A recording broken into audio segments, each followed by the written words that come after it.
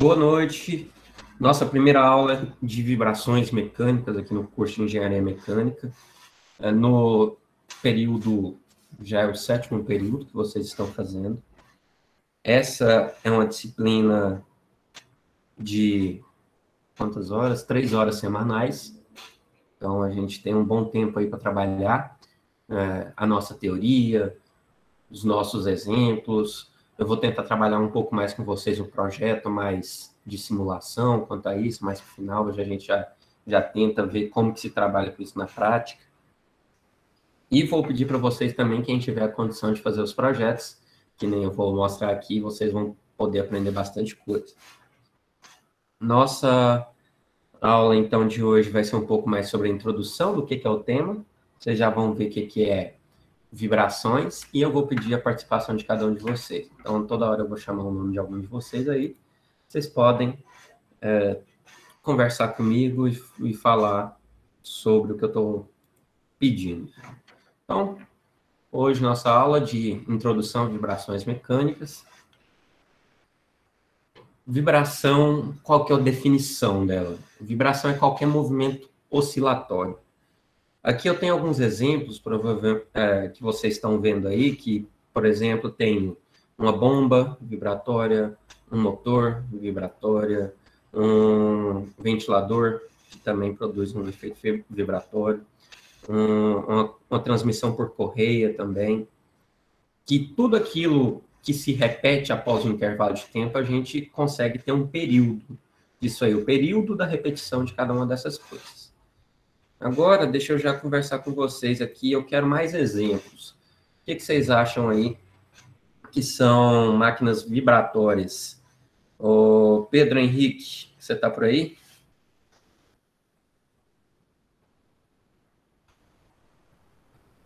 Liga o áudio aí, fazendo favor, para a gente.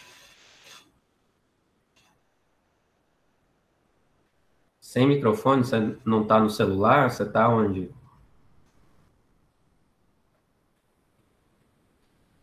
Está no PC? Ok, então dá para a gente aí, pode escrever quais são os exemplos que você consegue encontrar de máquinas que são vibratórias, que tem esse efeito da vibração. Você pode ir escrevendo aí que daqui a pouco eu vou lendo.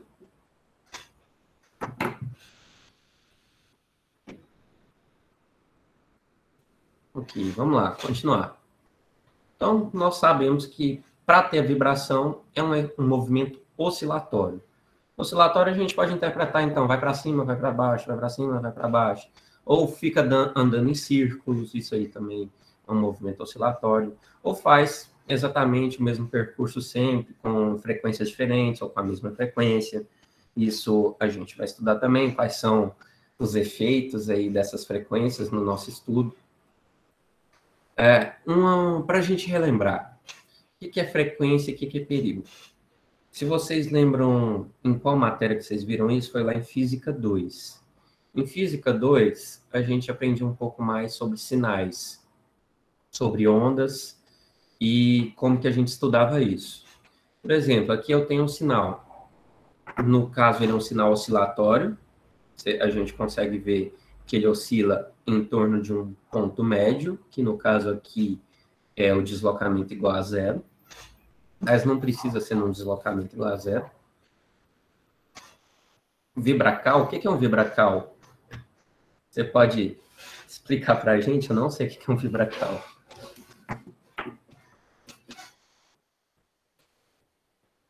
Motor que vibra o telefone? Sim, sim, também é um elemento vibratório. E a função dele é justamente a vibração. Mas, e se eu te perguntasse assim, me dá um exemplo de alguma coisa, alguma máquina que não é a função dela vibrar, mas ela vibra por consequência do funcionamento. Daqui a pouco eu leio de novo. Então, nós temos aqui um sinal. Pode ser um cosseno, pode ser um seno. Os dois aqui podem se adequar. O que eu tenho de definições? O que é amplitude? Amplitude é o valor do meu ponto médio até o ponto máximo de deslocamento do meu sinal. No caso, então, eu tenho uma amplitude aqui, ó, que é medida do ponto médio até o máximo, e a mesma amplitude você pode ser medida aqui do lado de baixo. Então, isso aqui é a amplitude, isso aqui é a amplitude também. O período vai ser exatamente o espaço de tempo entre uma oscilação completa. Então, a hora que eu saio de um ponto e volto exatamente para esse mesmo ponto, eu vou chamar esse espaço de tempo de período. Então, eu venho aqui e conto no gráfico qual foi o tempo gasto de sair daqui até voltar aqui. Isso vai ser o meu período. Já a minha frequência é o inverso do período.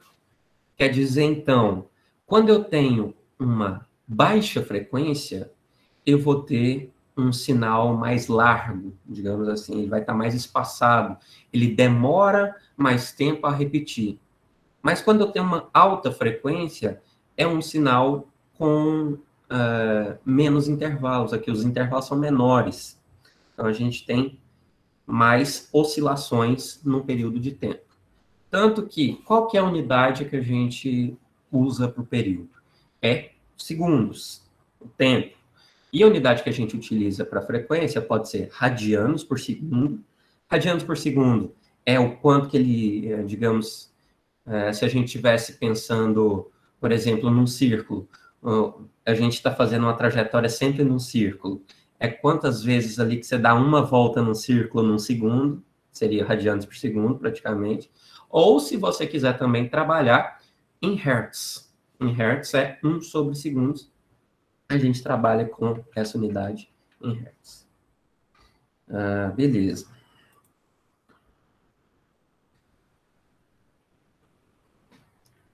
Agora aqui eu tenho um exemplo. Deixa eu perguntar para alguém. Romário, você está por aí? Tô sim. Boa noite. Então, eu tenho aqui dois exemplos. Você sabe que equipamento que é esse? É de apisoar, né? O chão, eu acho. Para você compactar o solo, né? Isso. Correto. Você consegue ver qual que é a vibração que acontece nele? Como assim? Você já viu esse elemento trabalhando, esse equipamento ligado? Acho que sim. Você sabe como é que ele funciona, mais ou menos? Uhum. Então, onde que você acha que está o movimento oscilatório dele?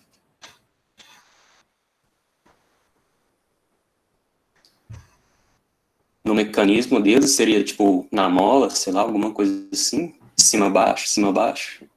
Exatamente. Ele fica aqui, ó, para cima e para baixo, para cima e para baixo.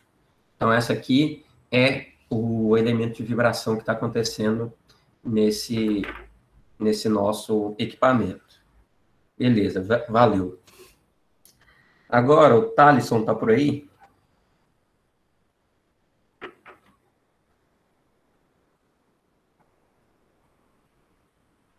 Vai falar que você não tem microfone também?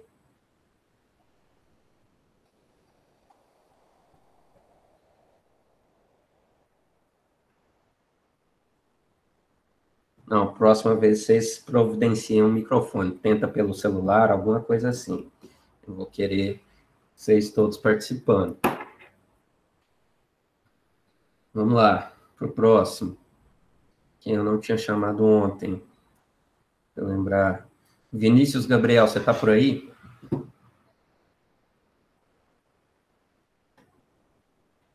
Tô sim. Opa, então vamos lá.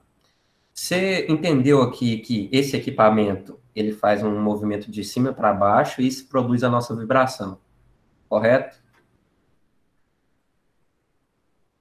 Sim, sim. Beleza. E você consegue ver alguma relação de vibração com a gente martelando um prego? Porque o movimento é o mesmo, né? O movimento a gente está ali batendo, não é? Uhum. Correto? Então, de Sim. cima para baixo. E o que você acha que acontece com o prego quando a gente bate nele? ele fica parado, ele sofre uma deformação, ou ele vibra? O que você acha que acontece com esse prego? Não, a energia que transfere do martelo para o prego, assim, afunda ele, né? Mas parte da energia é dissipada. A gente sente a vibração no prego quando a gente bate nele. Sim. Então a gente sabe que tem uma força oscilatória que a gente está imprimindo com nossa mão no martelo, e o próprio prego, a hora que a gente desfere esse impacto nele, uma força muito curta, que a gente só bate e solta. É uma força muito curta. E ele continua a vibrar. Então a gente tem esses dois tipos de análise nesse nosso sistema. Valeu. Falou. Aqui eu tenho um exemplo. Uma máquina para estampar. Uma estampadora. Alguém sabe o que é uma estampadora? Antes que eu pergunte.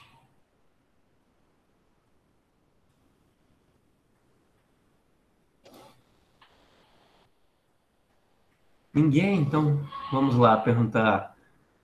O Alan, você está por aí? Opa! Opa! Então, vamos lá. Você tem alguma noção do que é uma máquina para estampagem? Não, nunca vi Máquina não. para estampagem, a gente coloca geralmente uma chapa ali e ela vai conformar essa chapa de acordo com o desenho que a gente passou ali nas nossas matrizes. Então, o que ela pode fazer? Por exemplo, uma porta de um veículo. Você pega, como que é o processo de produção? Você pega uma chapa, essa chapa de aço é colocada no estampo, e o estampo vem com a alta carga de compressão, e com essa carga de compressão ela molda a minha chapa. Então vem com a grande força e molda essa chapa. Ou pode também fazer alguns cortes. Se você tiver uma matriz aqui de corte bem nesse ponto, você pode simplesmente cortar um monte de círculos ou no formato que você quiser. Você Certo. conseguiu entender mais ou menos o que é? Sim. Beleza. Agora que eu te falei isso, qual que é a vibração que é presente nesse caso aí? Vibração o quê? Que está presente nesse equipamento? O que a gente pode analisar? Uai, Onde eu tá? imagino que é o movimento que ela vai fazer descendo e subindo para comprimir a chapa, não? Sim, esse é um exemplo. Porque ela está sempre utilizando uma força para estampar essa chapa. E outra coisa, analisa um pouquinho mais comigo. Essa máquina está instalada em que local? Sim, ele está no solo, não é? Isso.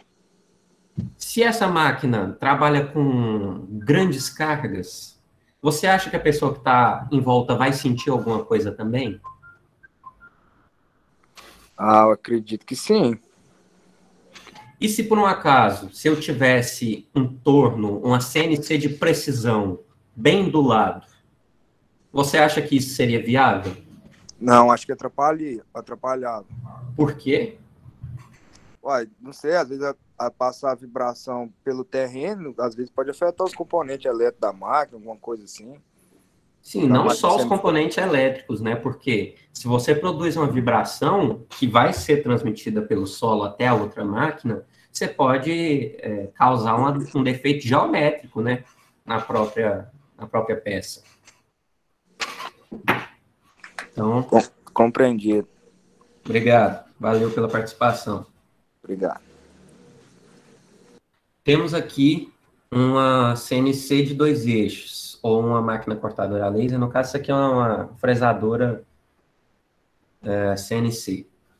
Essa máquina foi um dos exemplos que eu utilizei. Se eu tivesse essa máquina aqui do lado dessa, não seria viável, porque a vibração desse estampo seria suficientemente grande, talvez, para fazer com que o meu sistema aqui saísse do local, e com isso eu teria uma imprecisão nas minhas peças que foram fabricadas. Mas outra coisa que a gente tem que pensar também, essa própria máquina aqui já produz a vibração dela. A gente tem aqui um sistema sempre rotativo para fazer o desbaste do material. Temos aqui sempre uma movimentação para um lado para o outro. Então, ou a nossa mesa aqui vai ter uma certa vibração. E é por isso que nós temos que utilizar uma base correta para isso. Para você instalar uma máquina dessas, você não pode instalar em qualquer local. Por exemplo, você não pode instalar isso aqui na terra, no chão batido. Você tem que sempre instalar no tipo mais correto de piso. No caso aqui seria um concreto, para ser o mais rígido possível, e a gente coloca esses pés de borracha que dá para calcular isso aí, qual o tamanho disso, qual o efeito do nosso isolamento, e no final da disciplina a gente vai ver exatamente essa matéria. Como que a gente isola as vibrações que estão tendo dessa máquina para o chão, para não chegar em outra máquina, para não chegar em qualquer outro local da indústria. Temos aqui um exemplo de duas coisas que tem lá no nosso laboratório. Temos esse torno CNC e temos esse CNC de 3 eixos lá no nosso laboratório de fabricação. O que vocês vão perceber é que esses pezinhos aqui, ó, de cada uma delas, vai ser feito geralmente de um material elástico para que você absorva as vibrações que estão vindo da fabricação do material, tanto aqui como aqui. Outra coisa interessante da gente ver também é o piso, que é totalmente rígido, para que você transmita o mínimo possível para outra máquina. Então, tudo isso, o local de instalação é bem preciso. Agora, vamos lá, deixa eu perguntar para outra pessoa. Gabriel Marques, você está por aí?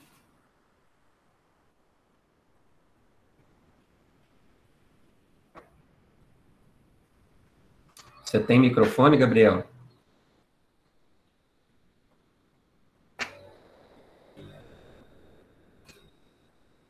Está no computador?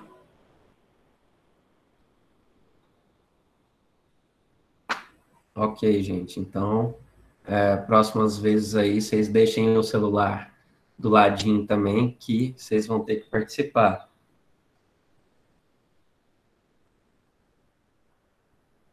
Vamos lá, vamos ver quem pode participar também. Marcelo, você está por aí? Estou aqui, Vinícius.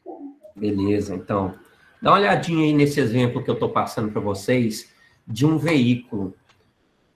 O que você acha que é o efeito da vibração? O que a gente estuda sobre vibração num veículo? Nesse caso aí que você deu de exemplo? Isso. Acho que a vibração vai ser o impacto que a barcada vai causar na mola para ela voltar para o lugar depois. É uma das interpretações. A nossa suspensão, a função principal dela é manter o contato do pneu com o solo. E também gerar conforto para o habitante, para o habitáculo do carro. Mas a gente pode ter outras coisas no veículo que são vibratórias também. Você consegue me elencar alguma delas? O motor seria bem vibratório? Sim, motor também é. Outra coisa. Alguma outra coisa? Os freios? Os freios também pode, principalmente se os freios estiverem desbalanceados ou o disco estiver empenado, não é? Você concorda comigo? Sim. Por que você acha que se um disco estiver empenado, por que você acha que gera mais vibração? Porque vai gerar muito atrito para fazer a função dele. Ok. Beleza. Então, obrigado. Nós temos aqui, ó, um sistema de suspensão mostrado nesse meu exemplo. E a suspensão é um dos melhores exemplos que a gente tem num veículo.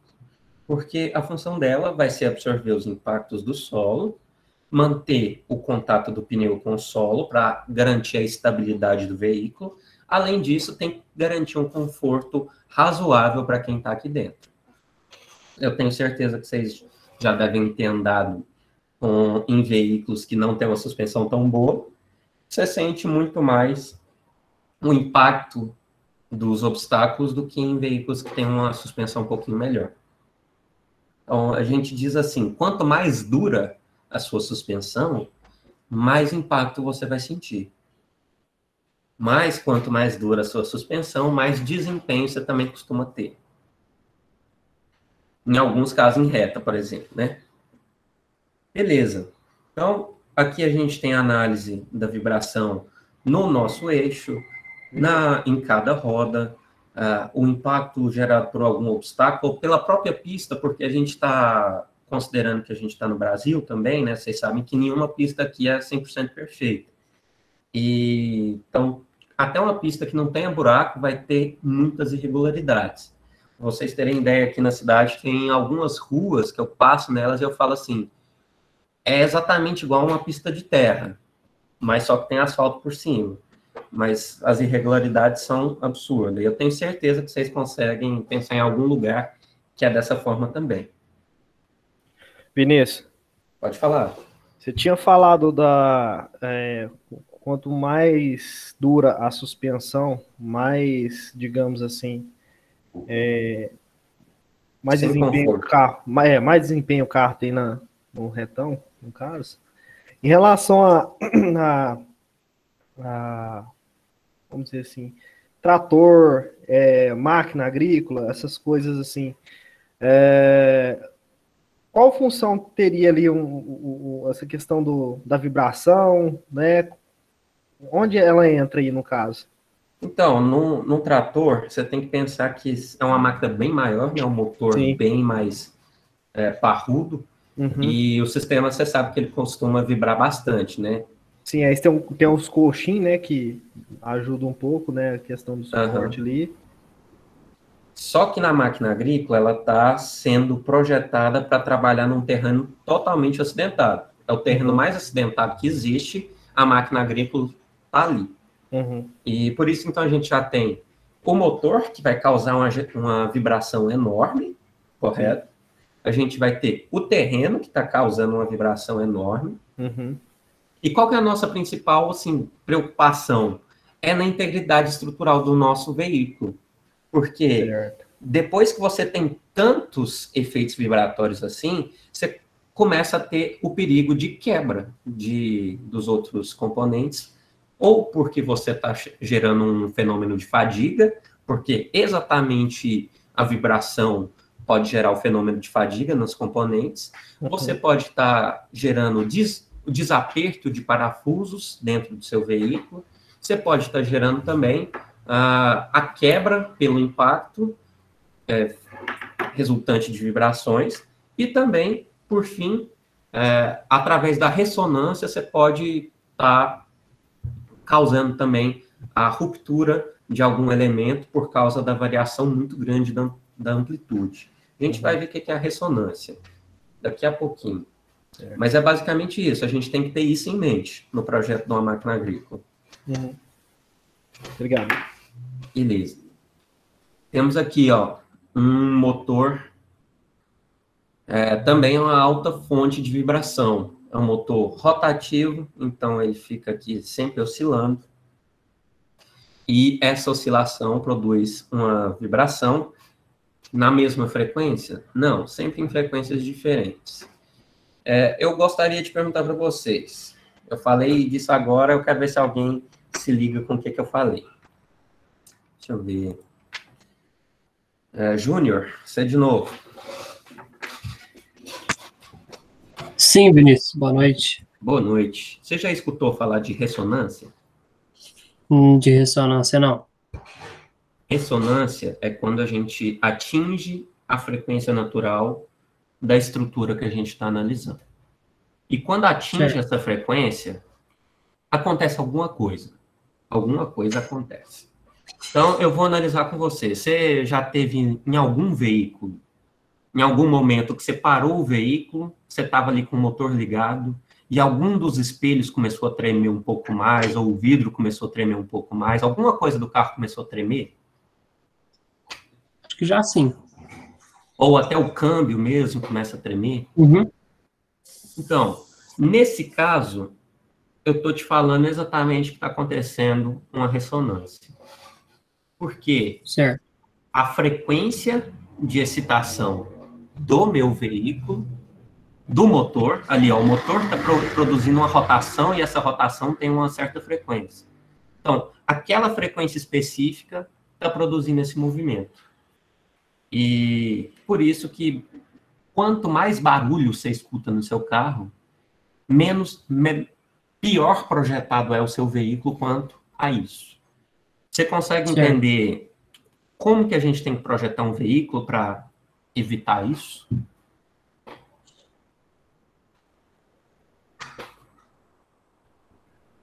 Ah, Vinícius, é um pouco complexo. O que eu tenho que evitar? Você tem que evitar a vibração. A vibração é inevitável, mas eu tenho que evitar as frequências da ressonância. Ah, Exatamente. certo. Então, se eu projetar algum subsistema ali no meu veículo, eu vou tentar fazer o máximo possível para fugir, para tirar ele daquela faixa que o motor trabalha. Entendi. Beleza. Beleza. Amém. Valeu. Então, qual que foi o histórico disso aqui, gente? O estudo da vibração e da acústica começou lá com a música. Então, já faz milênios aí que a gente tem algum estudo relacionado a isso. Porque a vibração e a acústica, em alguns locais, é até dada a mesma matéria, chama vibração e acústica, porque é realmente uma matéria bem parecida.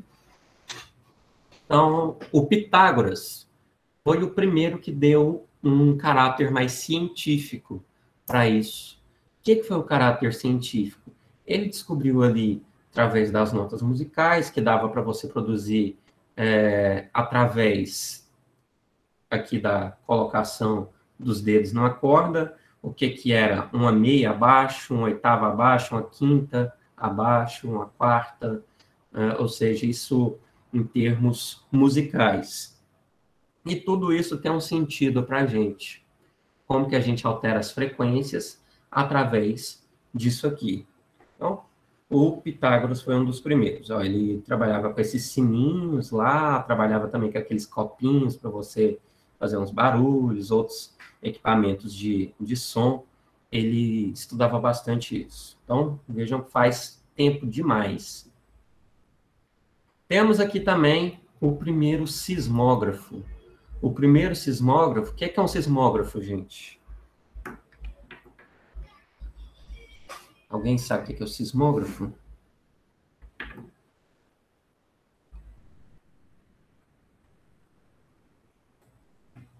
É o que mede a vibração do solo. Que mede vibração do solo no sentido macro, né? Mais no terremotos, por exemplo, mas está certo. Então, um sismógrafo vai medir a vibração de onde que a gente está, como um todo. Esse sismógrafo aqui ó, já foi feito lá em 132 depois de Cristo, lá na China.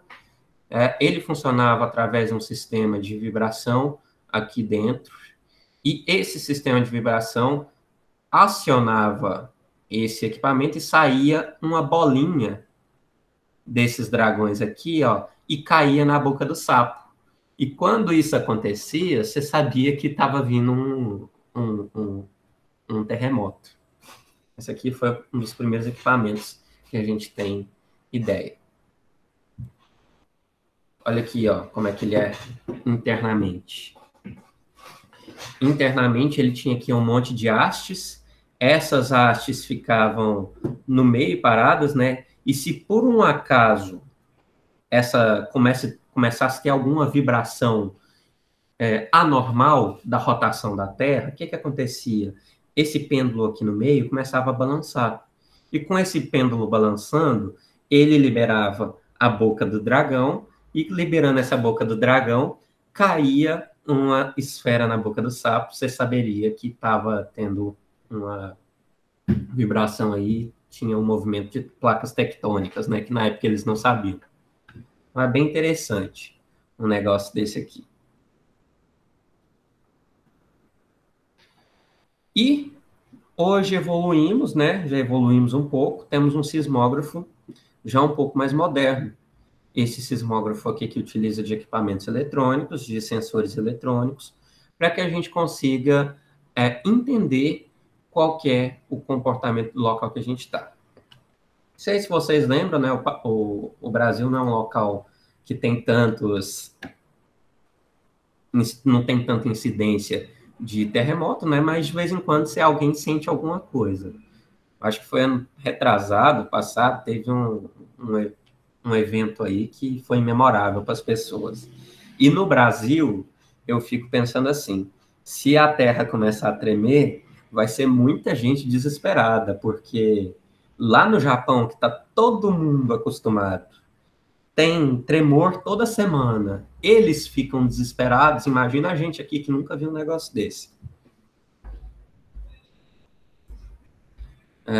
E eu tenho aqui, ó, também um modelo de sismógrafo, que vai ser também trabalho prático de vocês. Esse modelo de sismógrafo é o seguinte, a gente tem uma massa que é inerte, é uma massa que é calculada, uma mola, essa mola aqui fica numa posição de equilíbrio, temos um amparo aqui com uma folha, né, para você desenhar nessa folha, e a partir das vibrações, dos movimentos verticais do local, a gente consegue ter a noção de como que está sendo as amplitudes de vibração aqui.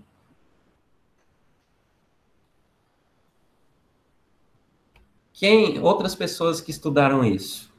Nós tivemos Galileu Galilei, foi um dos primeiros a estudar alguns eventos que envolviam a vibração, lá em 1564.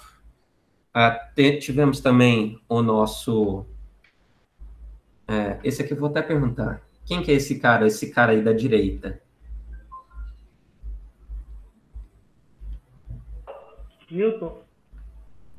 Newton, exatamente, nosso pai.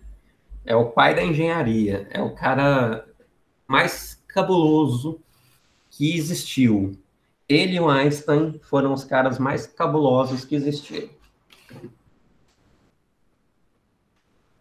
Então, Isaac Newton estudou de tudo e mais um pouco, definiu toda a mecânica da nossa física clássica, toda a base da engenharia, e também estudou a dinâmica que é envolvida nos nossos estudos atuais também em vibração. Aqui eu tenho um exemplo para vocês. Quem já viu isso aqui? Isso é efeito de ressonância, uma ponte. Exatamente. A mesma ressonância que eu falei para vocês, numa ponte. Deixa eu ver se eu tenho um videozinho aqui. Eu acho que eu tenho um vídeo. Dá uma olhada no que aconteceu nesse local. Infelizmente, não dá para vocês escutarem o som, porque o Google Meet não deixa eu passar o som aqui, mas depois eu tento resolver isso. Eu tento colocar o meu microfone na caixa de som e a gente resolve nos próximos vídeos. Então, essa aqui é a Tacoma Bridge. Tacoma Bridge, uma ponte que tinha lá nos Estados Unidos. Estava recém-inaugurada, estava novinha essa ponte. E notem o que está acontecendo aqui, gente. Vocês acham que isso é normal para uma ponte de concreto, de aço?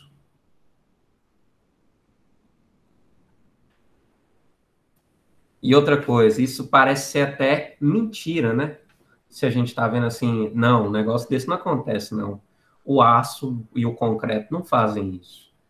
Mas através do estudo das vibrações, a gente consegue determinar que aconteceu ali um efeito da ressonância.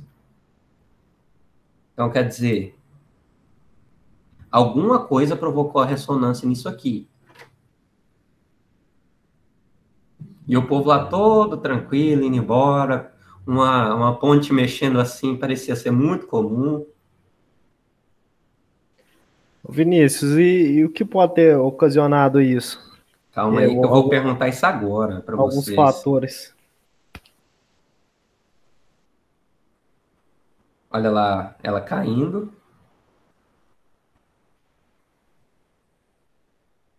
Por sorte, eu acho que não teve ninguém que morreu, não, porque deu para entender bem que o negócio estava perigoso antes.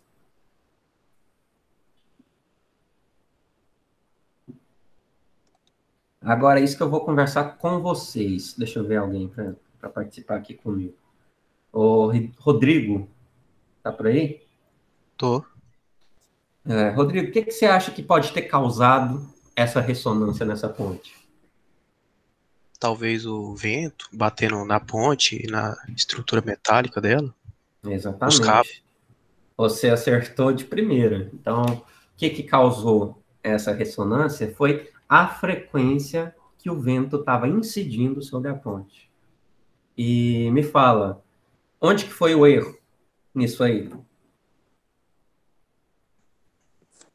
Ah, não sei. Talvez na grossura do cabo. O erro Largura foi, da ponte. Uma coisa, sei lá.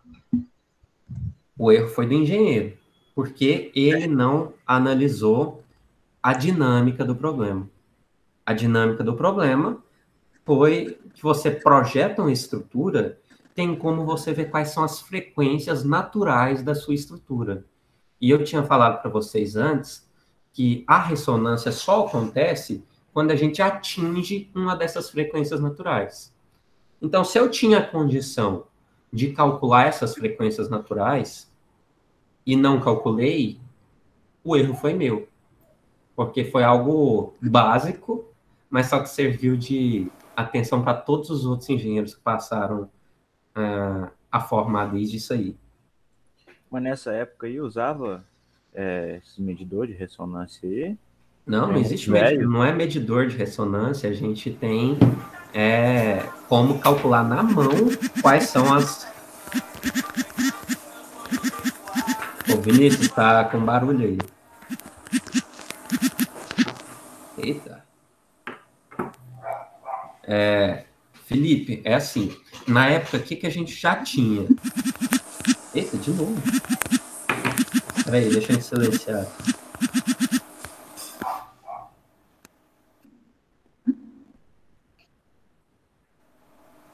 Beleza, agora eu acho que vai dar certo. É o seguinte, na época a gente já tinha como determinar quais eram as frequências naturais da nossa estrutura. Então a gente fazia o projeto da ponte lá, eles faziam tudo na mão, e dava para você saber também quais eram as frequências naturais dali. E com isso, aí sim a gente precisava de algum equipamento, alguma coisa, para medir quais são as incidências do vento no local. Mas já tinha também na época estudos quanto a isso. Sabiam qual que era a frequência do vento.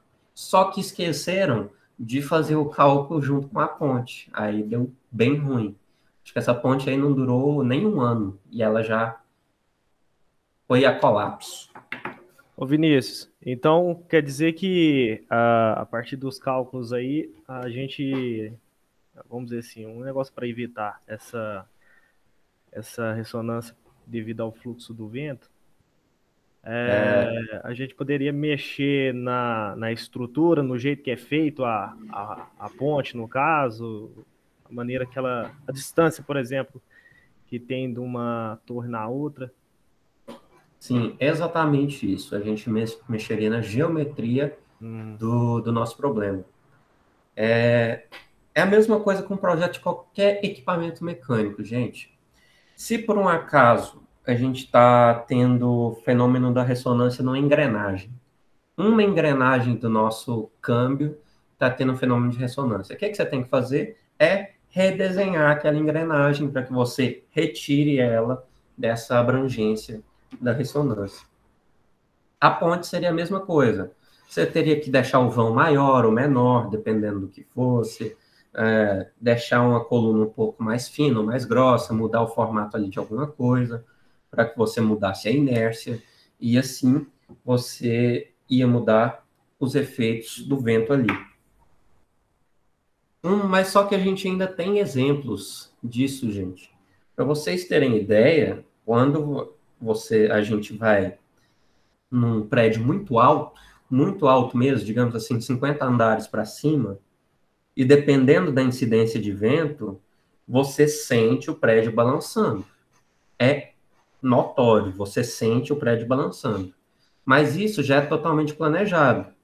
Tanto que eles colocam um pêndulo lá em cima para contrabalancear esse efeito vibratório. A gente vai ver um exemplo disso também.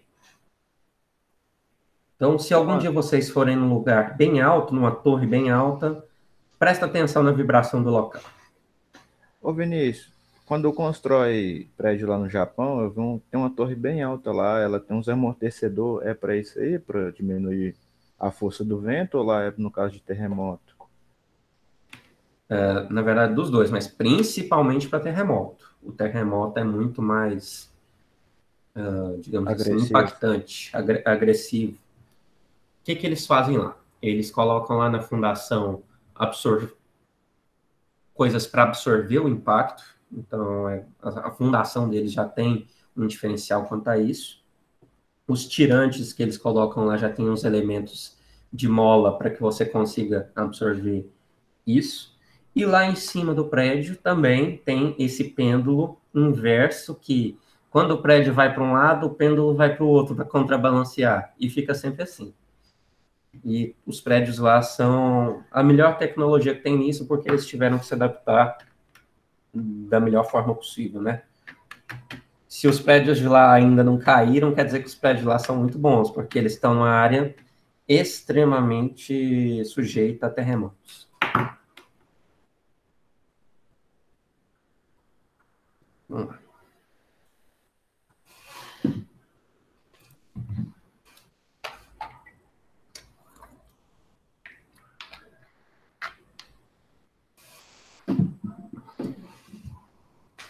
Então, ressonância vai ser o efeito que ocorre quando um sistema recebe energia periodicamente numa frequência igual a uma de suas frequências próprias de vibração. É aquilo que eu falei. Quando o meu sistema recebe alguma coisa exatamente na frequência natural dele, e a gente vai ver o que é a frequência natural de cada um desses equipamentos que a gente for analisar, a gente consegue ver, então, que vai ter o aumento da amplitude de deslocamento, e com o aumento da amplitude de deslocamento, você pode gerar a quebra de algumas coisas. Por exemplo, se você conseguir chegar na frequência de ressonância de uma borracha, você provavelmente não vai conseguir quebrar a borracha, você não vai romper a borracha.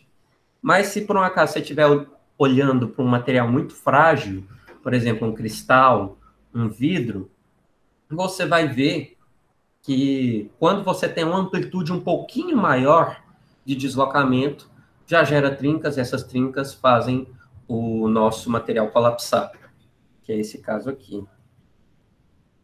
Deixa eu ver se eu ligo aqui o meu áudio de outra forma, para que vocês vejam isso.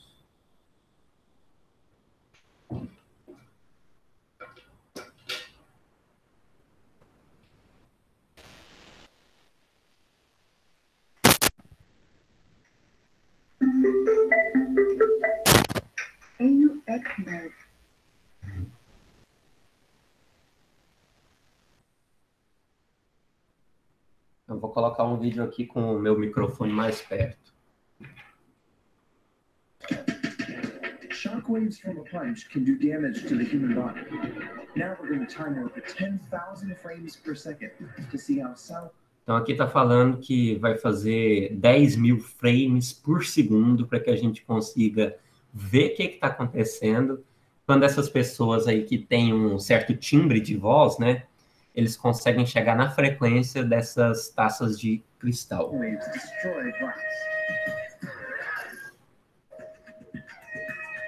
Jamie Vandera is famous for using the sound of his voice to destroy wine glasses. Então esse cara aí é famoso por usar a voz dele, né, para tentar destruir essas taças. They seem to simply explode. But what's happening? I know the sound waves broke the glass, but I couldn't see how. So I'm going to use our slow motion camera to see. Então beleza, tá falando que viu que quebrou, viu que ele não bateu lá na taça, e por isso ele vai utilizar umas câmeras de movimento lento, né, slow motion, para conseguir ver o que acontece. Instead of singing, I'm going to use a speaker and a tone generator. I have to find the natural vibrating frequency. Olha o que ele está fazendo, gente. Ele está utilizando um speaker, que é uma dessas caixinhas de som, esqueci o nome disso aqui, e ele vai produzir algumas frequências até chegar na frequência da taça. Para isso, ele vai conseguir ver, então, o que está acontecendo com a taça. I have to match this tone. E sabe por que ele deu um tapinha ali na taça? Alguém chuta aí. Por que ele deu aquele tapinha na taça?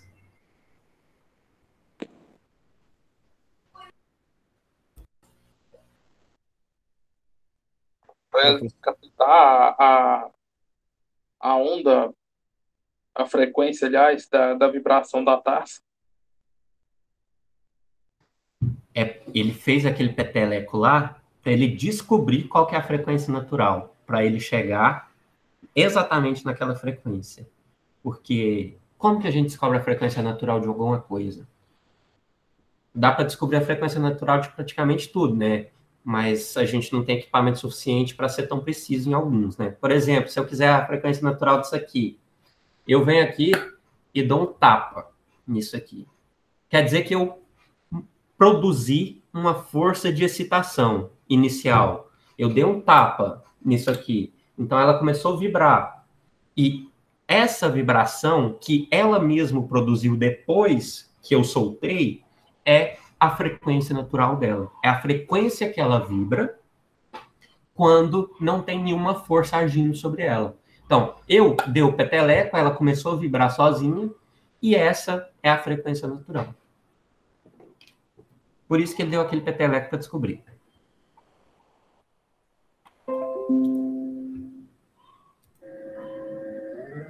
Então, ele está aumentando aqui, ó, a frequência em hertz.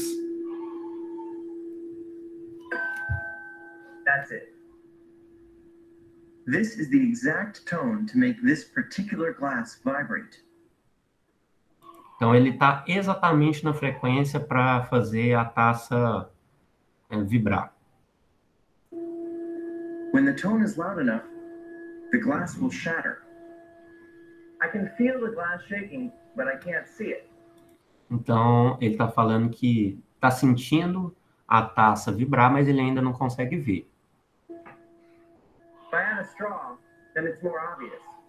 Olha So lá. what's happening here? The straw gets tossed side to side, but I can't see why. Let's record it while I crank the volume. Então, ele está aumentando só o volume, não a frequência.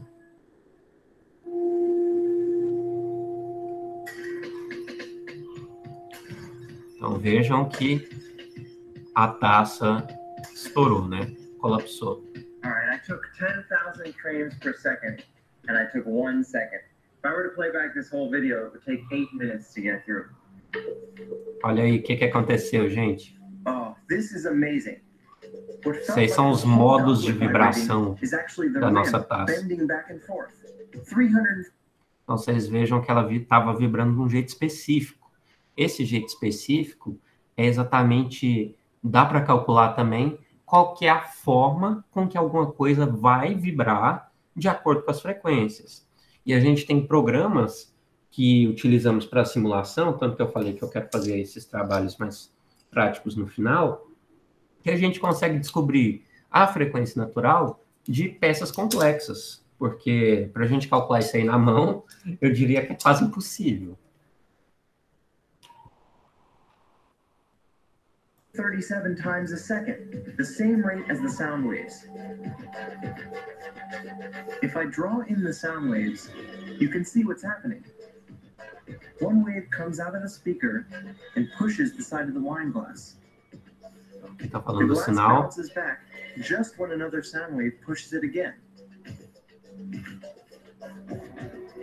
If the timing or frequency of the sound E o engraçado é que tudo isso aí que a gente está vendo passou em 1 segundo só. Nem 1 segundo ele vai passar aqui. waves is exactly right, The motion will build until the glass breaks.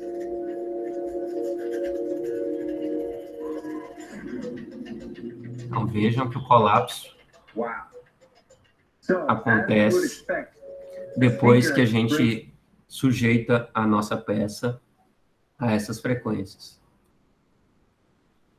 Goes all the way around the whole bottom of the frame. I'm going to play that back again. This is where the initial fraction happens. Então a gente viu onde que aconteceu inicialmente, foi aqui, ó. Bem numa das bordas, onde que era mais frágil. We see this crack go along the bottom where the glass gets thicker. Depois disso foi um efeito cadeia. So if we follow that a little more, this piece has just fallen off, but it doesn't, in some sense, even know that it's fallen off from the rest of it. And this piece fell along the top edge of this glass. O Vinícius. Peraí, deixa eu... Pode falar. O fato dela ter quebrado naquele ponto ali não é porque ela estava mais em contato com o som lá que estava produzindo a frequência dela, não? Não é, não. Pode quebrar em qualquer ponto. Qualquer ponto. É exatamente ali. Aquilo ali foi uma coincidência, no caso. Foi uma coincidência porque a fonte estava muito específica ali também, né? Pode ser esse o caso, mas geralmente a gente não tem uma fonte muito específica no local. Entendi. Beleza. Agora vamos para o outro exemplo. Temos aqui um outro exemplo de um veículo de Fórmula 1 que aconteceu uma quebra de suspensão. Com essa quebra de suspensão provocou, na verdade, o estouro do pneu provocou uma quebra de suspensão e isso tirou um carro da corrida.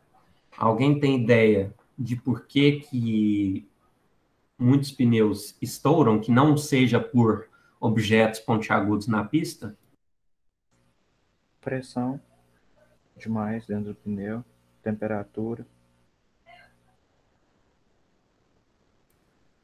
Algo mais?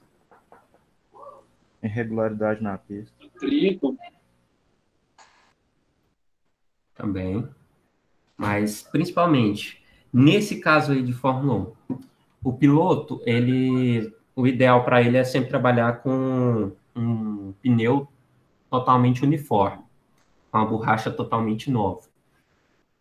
E ele freia de uma vez e trava o pneu. Então, ele vai sempre deixapando o pneu, deixando ele reto em alguns locais.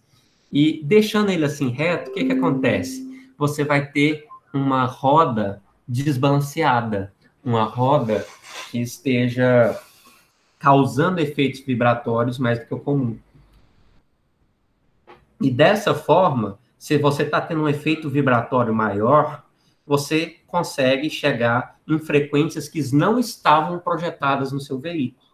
Então, com isso, você pode atingir a frequência aqui de algum elemento da suspensão para quebrar, você pode também atingir a frequência de alguma coisa aqui do pneu para ele deformar de uma maneira que ele se rompa, ou da própria roda. Nesse caso aqui, um exemplo para vocês. E eu vou passar um vídeo aqui mostrando algo que aconteceu bem nesse estilo.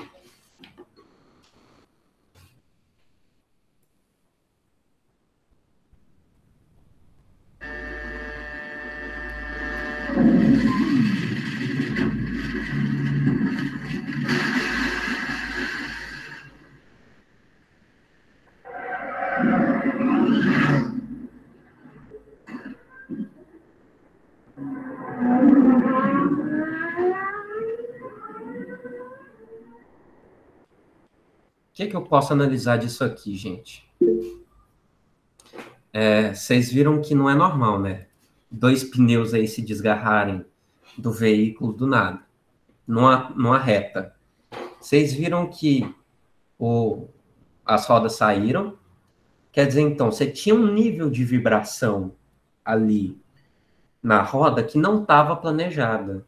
E exatamente no momento que ele tentou acionar o freio, que foi um impacto um pouquinho maior, aconteceu uma falha súbita através da vibração que já tinha prejudicado todos os componentes que estavam ali. E o engraçado é o piloto tentando virar o carro depois que perdeu as rodas. Não faz sentido nenhum, mas ele estava lá virando. Deixa eu voltar aqui. Olha aqui, ele tentando virar depois.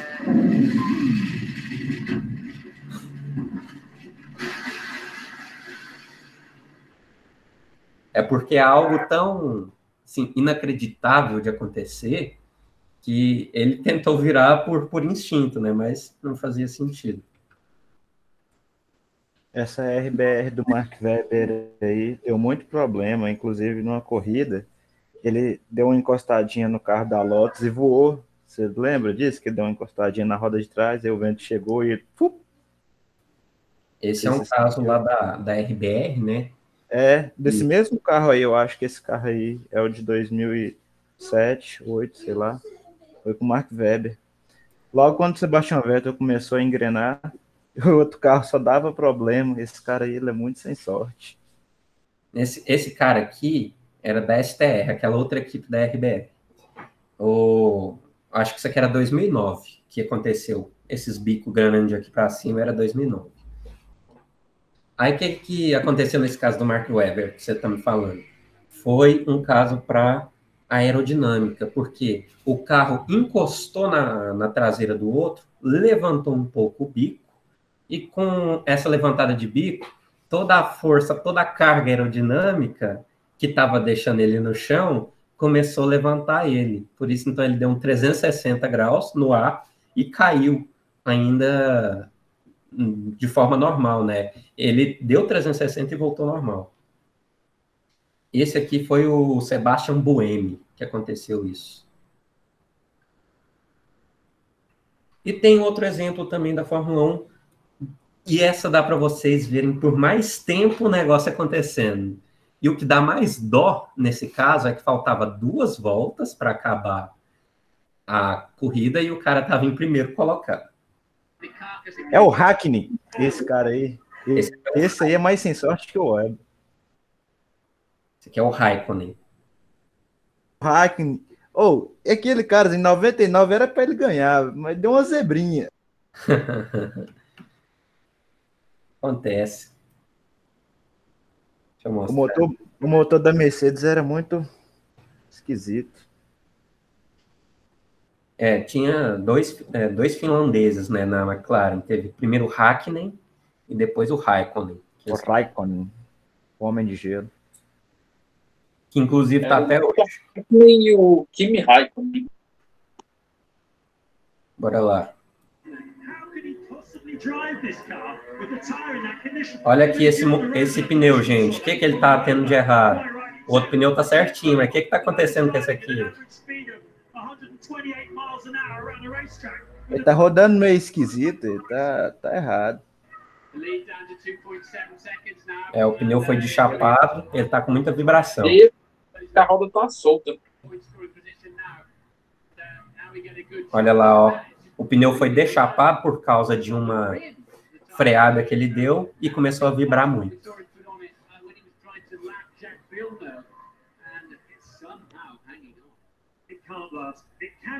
2 voltas pro final.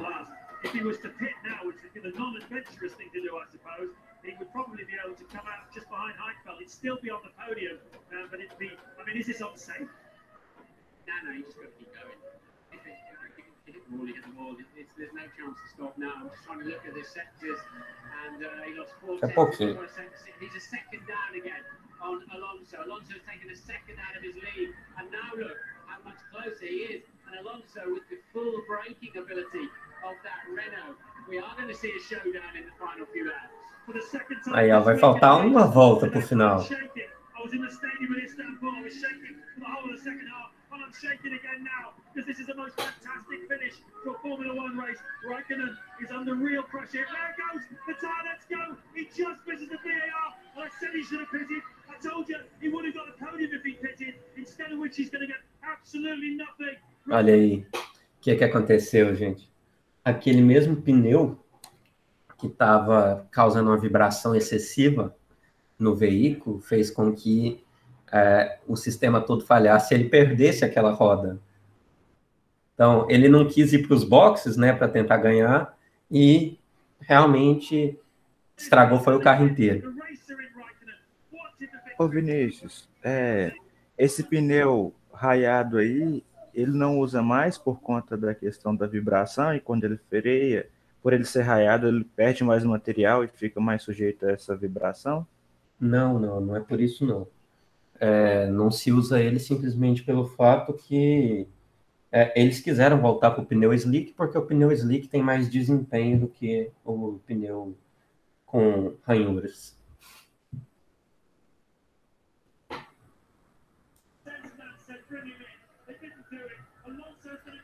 Impressionante. Se fosse qualquer outro piloto, ficaria muito bravo, mas como é ele, simplesmente saiu do carro normalmente.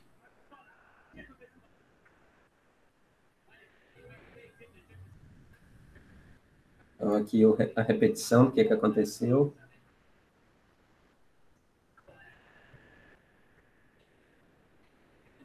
Quase que pega outro carro ainda.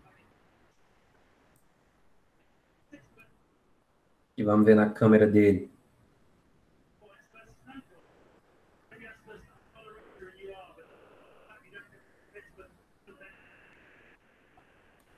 Beleza. Aí, antes mesmo de terminar o replay, o outro já tinha ganhado a corrida. Então, temos um exemplo bom aqui, ó, de máquinas rotativas, qualquer tipo de máquina rotativa, bombas, compressores, motores, geradores, qualquer coisa nesse estilo, a gente pode ter a geração de muitas frequências, né? Então, o motor, quando ele está girando, ele está gerando frequências. Cada rotação é uma frequência diferente. E com isso, então, a gente tem que planejar que a faixa que o nosso motor vai trabalhar não vai atrapalhar nenhuma das outras peças que a gente tenha ali perto. E aqui, já aquela parte mais estrutural que eu falei para vocês, que a gente vai querer estudar mais para o final da disciplina.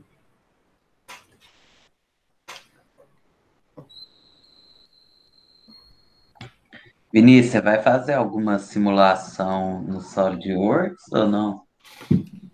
Posso fazer. No caso, eu sei fazer essa simulação dinâmica em outro software, né? Mas deve ter no SolidWorks, eu vou aprender e tentar fazer com vocês lá. Aqui no caso, se vocês prestarem atenção, é exatamente aquele modelo da ponte de Tacoma Narrows. Então, fizeram um estudo para ver o que acontecia, né, quando você excitava o sistema com aquelas frequências. E olha aqui, ó, não parece bastante com aquele movimento que a gente viu lá? E é o poder que a gente tem hoje de simulação, de desempenho da vibração dos estudos que a gente pode fazer. Outra coisa interessante, me falem aí, deixa eu ver quem pode me falar.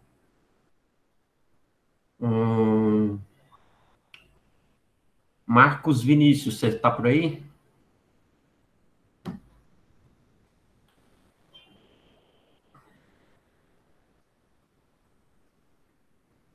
Alô? Marcos Vinícius? Não? Oi. Opa. Dá uma olhada aí nesse caso aqui que eu estou mostrando de baixo, de um navio. Isso aqui é uma análise computacional que eu estou fazendo, uma análise dinâmica dele, para ver quais são as frequências naturais, como que ele se comporta em ressonância. E por que é importante eu estudar um navio? Você consegue me falar algum motivo muito importante?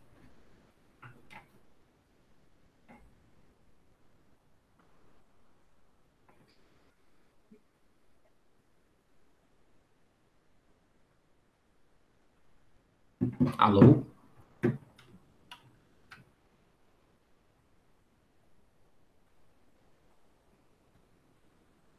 Sumiu. Alô? Repete, por favor, tá meio ruim aqui. qual motivo que você acha relevante para eu estudar um navio quanto às frequências naturais e para ver ressonância?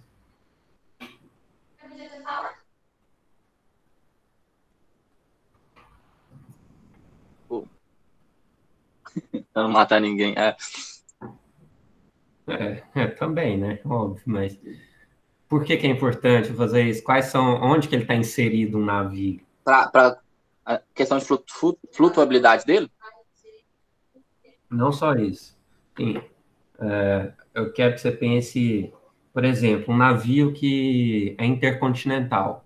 Ele vai ficar passando pelo mar durante todo esse tempo. E as ondas do mar, o próprio movimento do ar, já é um movimento de vibração, já é um movimento oscilatório. Então, quer dizer que a gente tem diversas frequências que o próprio mar, que as próprias águas fazem no meu navio. E por isso que eu tenho que analisar exatamente quais são as frequências que o meu navio suporta para fugir das frequências que você encontra lá no mar ou lá no rio. Valeu. Entendi. Agora vamos ver os efeitos naturais da vibração. Um dos mais terríveis, né, que a gente tem, o mais devastador, é o efeito de terremotos. Esses efeitos aí de terremotos, a gente sabe que é devido ao movimento de placas tectônicas, que produzem uma enorme energia, com essa energia sendo dissipada na forma de oscilação. Essa oscilação nos locais pode promover uma devastação enorme. Tivemos alguns casos muito terríveis não faz tanto tempo. A gente teve aquele caso no Haiti, onde que destruiu grande parte do país, que já era um país terrível, ficou pior ainda. Depois a gente ainda teve aquele tsunami lá era Indonésia? Acho que, se não me engano, era Indonésia. Um tsunami provocado por um tremor de terra ali, e aquele tsunami também matou milhares e milhares de pessoas que estavam ali perto da costa. Foi uma tragédia. E direto a gente tem ainda alguma coisa acontecendo quanto a isso. Teve aquele que foi no Japão, né, Vinícius? Que envolveu uma usina nuclear também, não foi? Acho que... Teve sim, teve um acidente com usina nuclear. Agora você me lembrou disso, eu não estava lembrando, não. Mas até chegaram a desativar essa usina nuclear, porque ela foi comprometida nesse terremoto. Teve vazamento e essas coisas. E aqui vocês tinham me perguntado, né? Você tinha falado lá dos prédios no Japão. Aqui eu estou dando para vocês o que a gente pode fazer para controlar isso.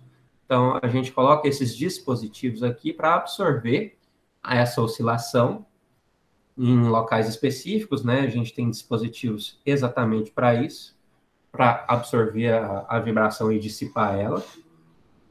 E com isso você instala isso em ponte, instala isso em estruturas metálicas, em edifícios. Você só não vai instalar um negócio desse em casa, porque já não compensa, né? Mas de resto, você instala nessas edificações maiores, principalmente nesses países que estão sujeitos a muitos movimentos ali das placas tectônicas. Outra coisa, gente. Alguém já pensou como que a gente pode utilizar a vibração para manutenção preditiva? Alguém sabe o que é manutenção preditiva, preventiva, alguma coisa assim?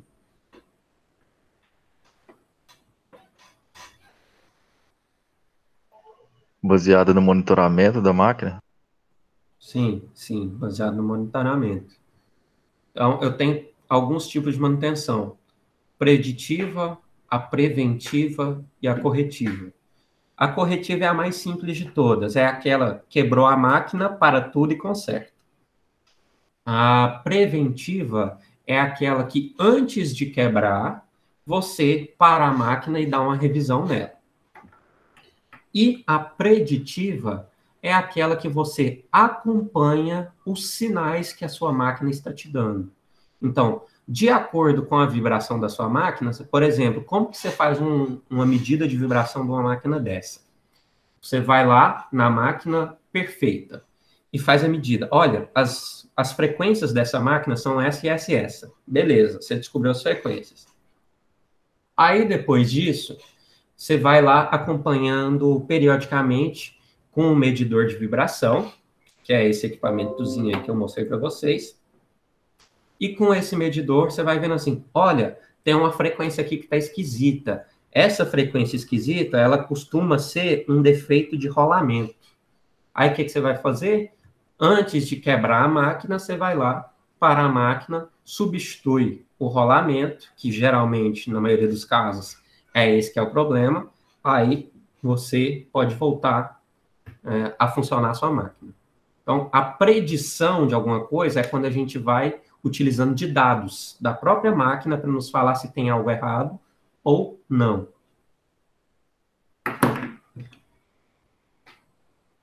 Então, como que funciona essa parte aí da análise de dados?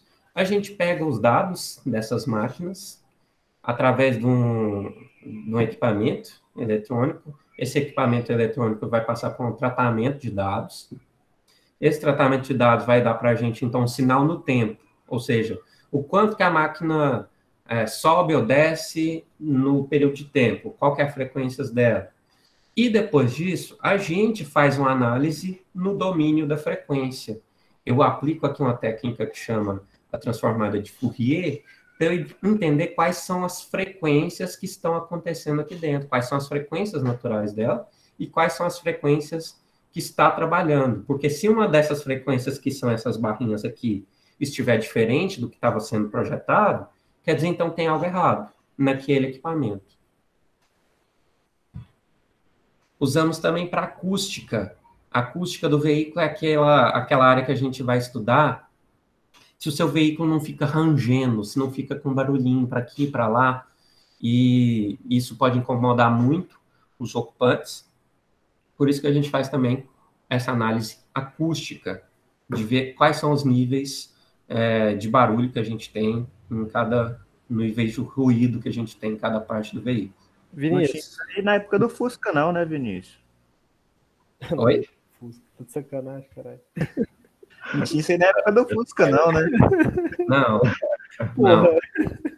Nada a ver com o Fusca. O Fusca não é daquele jeito, né? Rangendo. Eu não sei se você já passou disso aí num Fusca, mas fica meio ruim.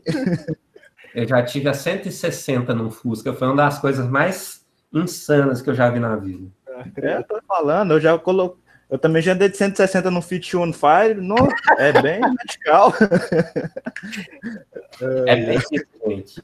A própria resistência aerodinâmica ali do ar já produz umas frequências tão altas que você consegue ter a ressonância do carro em algumas partes. Por isso que ele começa a tremer.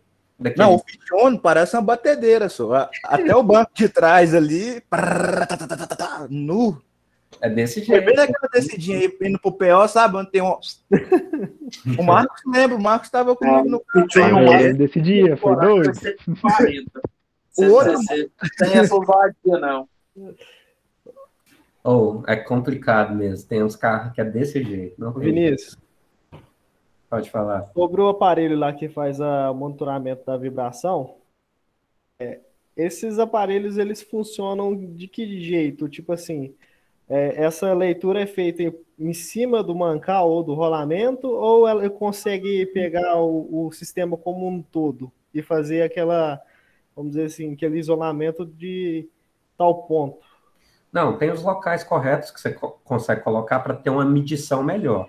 Mas se você colocar a medição dela em outro ponto, dá para você ver que tem alguma coisa errada em outro lugar que não esteja instalado. Aí você, vamos dizer assim, chega à conclusão que pode sim ser um rolamento ou um mancal estragado, né? Sim. Sem ter que fazer o desmanche da máquina, né?